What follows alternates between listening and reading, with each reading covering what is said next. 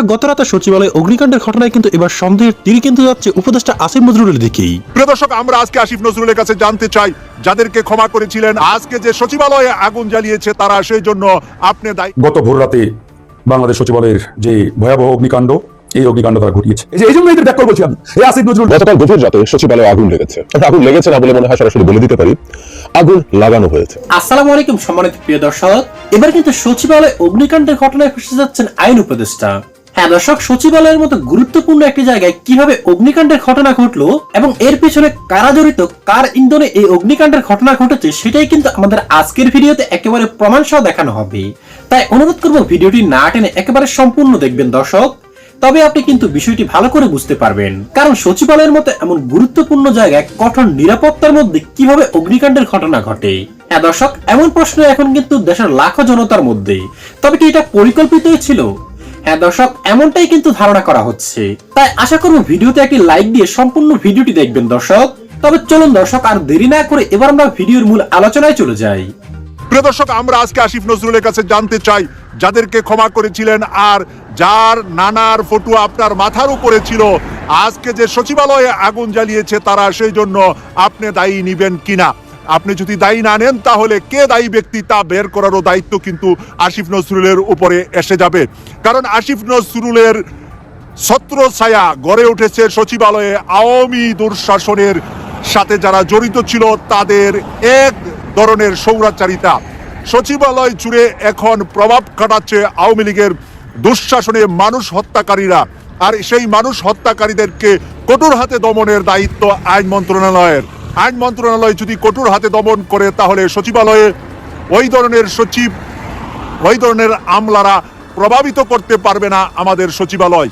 তাই আজকে যে আগুন ধরেছে আর আগুনে পুড়িয়ে দেওয়া হয়েছে সচিবালয়ের গুরুত্বপূর্ণ নথিপত্র, তার জবাবদিহিতায় অবশ্যই যারা উপদেষ্টা হয়েছে তাদের মধ্যে কাউকে কাউকে ডাকা হতে পারে। আজ হয়তোবা আপনারা পার পেয়ে যাবেন, কিন্তু আপনারা কিন্তু আজীবন এই উপদেষ্টা হিসাবে থাকবেন না। তাই আপনাদের দায়িত্ব হলো আসল কাহিনী বের করে দেওয়া। যদি সজীব ওয়াজেদ জয় এটার সাথে জড়িত থাকে, অবশ্যই সজীব ওয়াজেদ জয়ের নামে সচিবালয়ে আগুনের কারণে মামলা হতে হবে, এবং তার সাথে কোন দোসররা বাংলাদেশে আছে, কোন দোসররা সচিবালয়ে আগুন দিয়েছে তা খুবই আমাদের সবার জানতে চাওয়া জনাব আসিফ নজরুলের কাছে।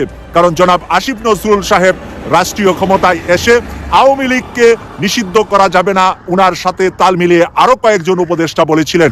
সেদিন বদিউল আলম মজুমদার এই একই কথা বলে পরে উনি ওই কথা থেকে ফিরে গিয়েছেন। বদিউল আলম মজুমদার রংপুরে গিয়ে বলেছিলেন যে আওয়ামী লীগকে বাদ দেওয়া যাবে না, আওয়ামী লীগকে নির্বাচনের সুযোগ দিতে হবে। তাই বদিউল আলম মজুমদার সহ আসিফ নজরুলের সাথে যারা জড়িত ওই গ্রুপটাকে এখন জবাব দিতে হবে। গত ভোর রাতে বাংলাদেশ সচিবালয়ের যে ভয়াবহ অগ্নিকাণ্ড, এই অগ্নিকাণ্ড তারা ঘটিয়েছে। আমরা বারবার করে বলেছি, এই হাসিনার দোসর খুনিদের যদি আপনারা অতি দ্রুত বহিষ্কার না করেন, চাকরি থেকে না সরান, তাহলে কিন্তু এরা ভয়ঙ্কর রূপে এই দেশকে বিপদে ফেলার জন্য এরা কিন্তু চেষ্টা করবে এবং ষড়যন্ত্র অব্যাহত রাখবে। হয়েছেও তাই। আগুনটা আমি দেখলাম নিজে, একবারেই পরিকল্পিতভাবেই। এটা স্বাভাবিক আগুন হওয়ার কোনো কথাই নাই, হওয়ার একবারেই সুযোগ নাই। কয়েকদিন আগে সেখানে বিক্ষোভ করছে আমলারা। মানে এত সিমটম থাকার পরেও, দেখার পরেও এদের বোধোদয় জাগ্রত হয় না। এরা ওই এসি গাড়ি, ওই সরকারি বাসভবন, বড় বড় চেয়ার পেয়ে দিন দুনিয়া ভুলিয়ে গেছে। এই জন্য এদের ব্যাক করে বলছি আমি। এই আসিফ নজরুল যখন বড় বড় লেকচার দিত চেয়ারে বসার আগে, তার ফেসবুকে যান, এখনো দেখবেন অসংখ্য ফেসবুক পোস্ট, ওই লাইভ। সে বলে আমাকে একবার দায়িত্ব দেওয়া হোক, আমি যদি একবার চেয়ারে বসি, আল্লাহ যদি একবার কবুল করে আমি মন্ত্রী হই, দেশ পাল্টে ফেলবো, দেশের চেহারা পরিবর্তন করে দিব। কথাই গেল তার এসব কথা। দেশ পাল্টে ফেলে আইন মন্ত্রী চেয়ারে বসছেন, কি করেছেন? ওরা ডিম। এগুলো বললে আমরা খারাপ হয়ে যাই। কারণ ভাই, আমাদের রক্ত ঝরিয়েছি, আমরা জেলে গেছি, রিমান্ডে গেছি, আমাদের শরীরে এখনো রক্তের দাগ লেগে আছে। আমরা কষ্ট বুঝি। এই ব্যাক করলে তোর কষ্ট বুঝবে না। এরা কোনোদিন জেলে যায় নাই, কোনোদিন 2 ফোঁটা রক্ত রাজপথে ঝরাই নাই। বিনা ত্যাগে আজকে উপদেষ্টা, বিনা ত্যাগে আজকে সরকারের মন্ত্রী। এরা কি বুঝবে দেশের কষ্ট? কি বুঝবে আমাদের শহীদ ভাইদের কষ্ট? বিনা ত্যাগে, বিনা রক্ত, বিনা পরিশ্রমে আজকে মন্ত্রী চেয়ারে বসছে। আমাদের দুঃখ ছিল না, কষ্ট ছিল না, বসেন, আপনারাই মন্ত্রী হন, অসুবিধা নেই। কিন্তু আমাদের কথা হলো, এই আওয়ামী দোসরদের কেন চেয়ারে থাকবে? কেন তাদেরকে প্রমোশন দেওয়া হবে? কেন তাদেরকে আপনারা বহাল তবিয়তে রাখবেন? যাদের জায়গা হওয়ার দরকার ছিল কারাগার, যারা থাকবে কারাগারে, তাদেরকে কারাগারে না রেখে বহাল তবিয়তে রেখেছে। এই যে ওবায়দুল কাদের 3 মাস দেশেই তিনি ছিলেন, পত্রিকাগুলো এখন নিউজ বেরোচ্ছে, সরকারের সেল্টারেই নাকি সে দেশ ছেড়েছে 3 মাস পরে। এই 3 মাস কোথায় ছিলেন? তাহলে এই 3 মাস কেন গোয়েন্দা সংস্থাগুলো তাকে খুঁজে বের করতে পারলো না? কেন গোয়েন্দারা জানলো না? আপনাদের কি মনে হয় যে গোয়েন্দারা জানে না, পুলিশ বাহিনী জানে না? অবশ্যই জানে, কিন্তু কেন তারা বলবে? কারণ এই পুলিশ বাহিনীতে, গোয়েন্দা বাহিনীতে সব আওয়ামী লীগের লোকজন বসিয়ে রেখেছেন। তারা আপনাকে বলবে? তারা তো বলবে না। দেশপ্রেমিক অফিসারের অভাব নাই, না থাকলে নিয়োগ দেন। সারা বাংলাদেশে লাখ লাখ তরুণ আছে, এই তরুণদের আপনারা দেখতে পান না? যারা এই আন্দোলনে আপনারা অংশগ্রহণ করেছে। এই সরকারকে সরাসরি বলেছে আমরা 2 লাখ তরুণকে পুলিশে নিয়োগ দেন, এক অর্ডারে। এরা সরাসরি ঢুকবে, এদেরকে 2 মাসের ট্রেনিং দিয়ে SI ASI প্রয়োজনে থানার ওসির দায়িত্ব দেন। এরা যোগ্য, এদের ওই 2 বছর ট্রেনিং লাগবে না, এরা 2 মাস ট্রেনিং নিলেই থানা চালাতে পারবে। তো সেই চেয়ারগুলোতে থানার ওসি বলেন, SI বলেন, আর ওই একবারে IG পর্যন্ত সব ছাত্রলীগের ক্যাডার, তাদেরকে বসিয়েছে। আর তাদের দিয়ে এরা মনে করছে আমরা নতুন বাংলাদেশ বানাবো। ঘোড়ার ডিম বানাবেন আপনারা। কথাগুলো ভাই রাগ ক্ষোভ থেকে বেরোচ্ছে। আমার এই কথাগুলো শেয়ার করে ছড়িয়ে দেবেন, মানুষকে জানাতে হবে এই স্টুপিডের দল কি শুরু করেছে।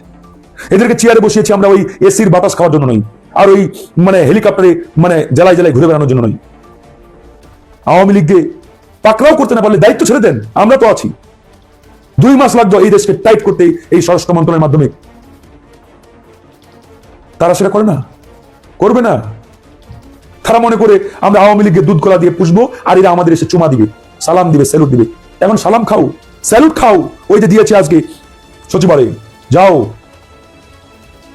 তোমাদের জন্য এটাই প্রাপ্য ছিল, তোমরা এটার যোগ্য ছিল। এই কথাগুলো খারাপ লাগতে পারে ভাই, কিন্তু বলতে আমরা বাধ্য হচ্ছি। গতকাল রাতের আমার লাইভটি দেখেন, বিস্তারিত বলেছি যে এরা চতুর্দিকে ষড়যন্ত্রের জাল বিছিয়ে রেখেছে এবং জানুয়ারিতে এরা বড় ধরনের অঘটন ঘটাবে, বড় ধরনের। গতকাল রাত 9টার দিকে বলেছি আমার লাইভে যে এরা জানুয়ারিকে টার্গেট করে এই বাংলাদেশকে বড় ধরনের একটা আনস্টেবল পরিস্থিতিতে ফেলার জন্য অলরেডি প্রস্তুতি নিচ্ছে। এই স্টুপিডের দল এই ঘটনাগুলো তদন্ত করতে চায় না, তো বাধ্য হয়ে একটা কমিশন করেছে। যদিও এই কমিশন আমাদের মতো হয় নাই, মোটামুটি আগে বলা যায়, আমি দেখি কি হয়। তো এই যে কথাগুলো ভাই আমরা বারবার বলছি, তারপরেও এদের বোধহয় জাগ্রত হয় না। 6 লাখ তরুণকে যদি নিয়োগ দেয়, 6 লাখ তরুণকে নিয়োগ দেওয়ার সুযোগ আছে, এক অর্ডারে সম্ভব। প্রধান উপদেষ্টা ঘোষণা হোক যে 2 লাখ তরুণকে আমরা পুলিশে নিয়োগ দেবো, 1 দিনের মাথায়, 15 দিনের মধ্যে পরীক্ষা নেন, নিয়োগ দেন। একবারে ভেরি সিম্পল। 2 লাখ তরুণকে প্রশাসনে নেন, এক অর্ডারে নেওয়া সম্ভব। 2 লাখকে ডিফেন্সে নেন, এরকম 6 লাখ তরুণকে নিয়োগ দেন, একবারে ইজিলি এটা করা সম্ভব 15 দিনের মধ্যে। তারা সেটা করবে না। কি করে? আওয়ামী দোসরদের প্রমোশন দিয়ে বড় বড় চেয়ারে বসাই, বড় বড় জায়গায় বসাই। আর এরা মনে করে আওয়ামী লীগের এই ক্যাডাররা আমাদের চুমু দিবে, আমাদেরকে বাহবা দিবে। এরা তো আগুন জ্বালাবেই, কারণ এরা জানে যে আমরাও এই অপকর্মের সাথে জড়িত। আমরা তো হাসিনার দোসর, এরা নিজেরাও দায়ী। তো এরা নিজেদেরকে বাঁচার জন্য নিজেদের ডকুমেন্টস পুড়িয়ে ফেলার জন্য চেষ্টা করবে না? তারা সেটাই করছে। এসব দেখেও যদি এদের বোধোদয় জাগ্রত না হয়, কি বলবো আর ভাই বলেন? আমাদের আর কি করার আছে? আমরা আমাদের জায়গা থেকে যথেষ্ট চেষ্টা করছি, না আমাদের কথা শুনে না। আমরা এটাও বলেছি, না পারলে ছেড়ে দেন। আমরা ওই আসিফ নজরুলের মতো না যে বলবো দায়িত্ব দেন আমরা পাল্টে ফেলবো, না, আমরা যা বলি তা করে দেখাই ভাই। আর দেশ কিভাবে চালাতে হয়, কিভাবে মন্ত্রণালয় চালাতে হয়, কিভাবে টাইট দিতে হয়, কিভাবে আওয়ামী লীগের মতো খুনিদের শায়েস্তা করতে হয়, এটা আমাদের জানা আছে। আওয়ামী লীগের শায়েস্তা করতে ঘন্টা ঘন্টা লাগবে না, 7 মিনিটে যথেষ্ট। আমরা যখন মাঠে নামি তখন বলি না, আইন হাতে তুলে নেওয়া যাবে না, মব জাস্টিস করা যাবে না। তো নিজেরা করো, আমরা আইন হাতে তুলে নিতে চাই না, তোমরা করো। নিজেরাও পারে না। এই হচ্ছে অবস্থা আমাদের। যাই হোক বন্ধুগণ, আমার এই মেসেজ কথাগুলো ছড়িয়ে দেন সব গ্রুপে, সব জায়গায়, জানুক এই ব্যাককল স্টুপিডের দল কি করছে সারা বাংলাদেশে। আর না পারলে তারা ছেড়ে দিয়ে অন্যদের দায়িত্ব দিক। আমরা বাংলাদেশকে আর ব্যর্থ হতে দিব না। আমাদের জীবন থাকতে আমরা ইনশাআল্লাহ এই বাংলাদেশকে নতুন করে গড়ে তুলব। অনেক রক্ত দিয়েছি, অনেক মানুষ শাহাদাত বরণ করেছেন, আমার ভাইরা শহীদ হয়েছেন, আর আমরা জীবন দিতে চাই না। পরিষ্কার কথা আমাদের। গতকাল গভীর রাতে সচিবালয়ে আগুন লেগেছে। আগুন লেগেছে না বলে মনে হয় সরাসরি বলে দিতে পারি, আগুন লাগানো হয়েছে।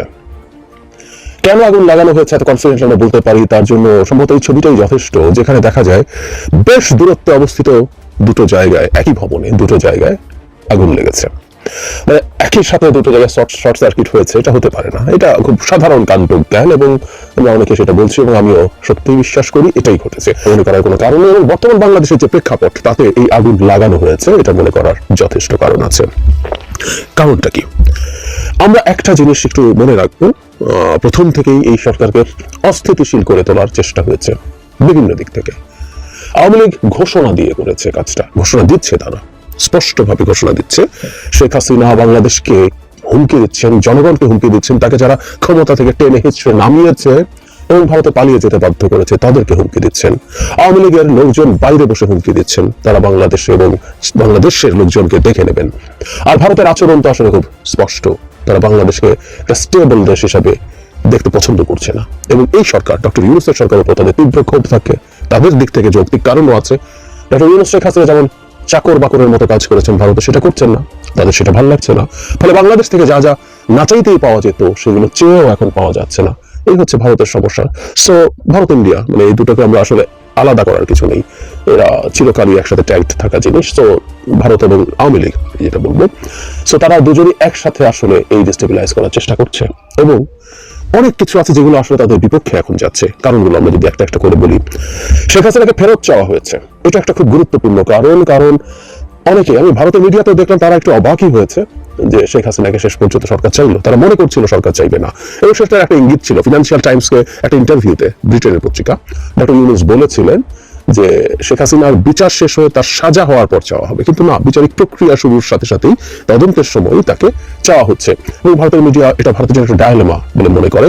এটা অনিবার্যভাবে ভারতের বটে শেখ হাসিনাকেও তীব্রভাবে নাখোশ করেছে, কোনো সন্দেহ নাই সেটা হয়েছে।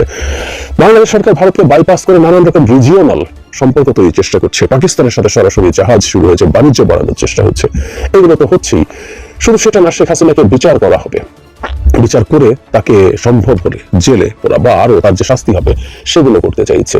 এবং শুধু শেখ হাসিনা না, আওয়ামী লীগের আরো বহু মানুষের বিরুদ্ধে বিচার হবে। কিন্তু এই সরকারকে অস্থির করে যদি ভিন্ন কিছু তৈরি করার চেষ্টা করা যায়, অভিন্ন কিছু, কেউ কেউ একটা 11-11 কথা বলছেন, সেটাও ভারত বা শেখ হাসিনা পছন্দ করবেন।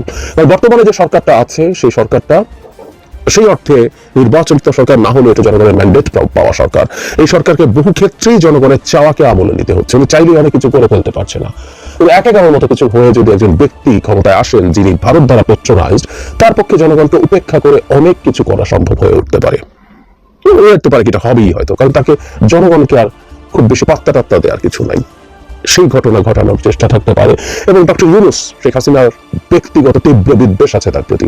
মানে শেখ হাসিনার কপালটাও এরকম, তার পতন তো হয়েছে, তার পতন আরো কয়েক গুণ, পতনের কষ্ট জ্বালা আরো কয়েক গুণ বেড়েছিল যখন দেখেছেন তার বলা সেই সুদখোর গরিবের রক্তচোষা, যাকে তিনি পদ্মা নদীতে, পদ্মা ব্রিজ থেকে দুবার চুবিয়ে তুলতে চেয়েছিলেন, সেই ডক্টর ইউনূস তার স্থান নিয়েছে। মানে এর চেয়ে নাটকীয় কিছু হতে পারে না, যাকে জেলে পাঠিয়ে তিনি তীব্র একটা স্যাডিস্ট সুখ অনুভব করতে চেয়েছিলেন, হয়েছে উল্টোটা। আসলে ডক্টর ইউনূসের ক্ষমতা থেকে পতন তাকে দারুণভাবে, দুর্দান্তভাবে খুশি করতে পারে। দেশের ভেতরে নানা জায়গায় নানা রকম অস্থিরতা তৈরি করে, কিছুদিন আগে সমন্বয়ক বা মুভমেন্টে যারা ছিল তাদের উপরে হামলা হয়েছে। অন্তত একটা দুটো ঘটনা হতে পারে যেগুলো শুধুমাত্র এই কারণেই তাদের উপরে হামলা করে পরিকল্পিতভাবে হত্যাও করা হয়েছে। এবং একই সাথে এখন এই ধরনের আগুন, আরো বিভিন্ন রকম অ্যানার্কি তৈরি করার চেষ্টা করা হতে পারে। সেই অ্যানার্কি গুলো তার দেশে থাকা, মানে বাংলাদেশে থাকা তার লোকজনকে কিছুটা হলেও সাহস যোগাতে পারে। এই সব কিছু মিলিয়ে আমরা আসলে একটা চ্যালেঞ্জিং অবস্থার দিকে যাচ্ছি। আমি যোগ করবো আবারও, আজ সকালে এটা নিয়ে আমি ভিডিও দিয়েছি, প্রশাসনের আমলারা যেভাবে আচরণ করছেন এটাকেও ধর্তব্যের মধ্যে নিতে হবে, এটাও ধর্তব্যের মধ্যে নিতে হবে। এই সরকারকে ডিস্টেবিলাইজ করার জন্য প্রকাশ্যে তারা তাদের চাকরি বিধি ভঙ্গ করে, আইন ভঙ্গ করে এই ধরনের কাজ করছেন। সবকিছু যদি একত্র করে তাহলে আমরা সামনে একটা অস্থির সময় স্পষ্টভাবেই দেখতে পাচ্ছি। তো সম্মানিত প্রিয় দর্শক, ভিডিওতে আলোচিত বিষয়গুলি শোনার পর আপনার কি মনে হয়েছে? এই অগ্নিকাণ্ডের ঘটনা কি আসলে পরিকল্পিত হয়েছে? দর্শক, কমেন্ট করে জানিয়ে দিন আপনার মূল্যবান মতামতটুকু।